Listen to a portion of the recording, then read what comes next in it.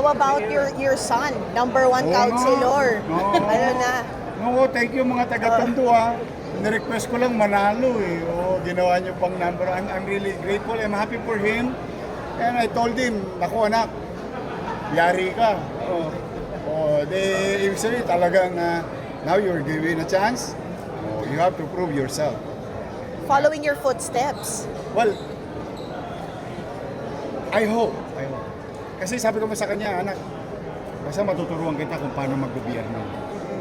Pero hindi ko kayang ituro sa iyo kung paano magmalasakit sa tao. Because it is you as a person.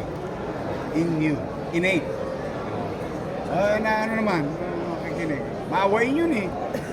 Ano siya, ano ang puso rin niya, yung madali siyang matouch sa sitwasyon ng tao. And I'm happy because that's a good start.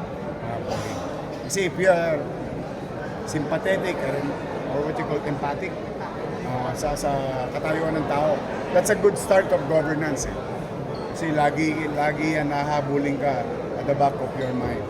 What is your purpose being in public office? So I'm excited and happy for him. Congratulations, Joaquin.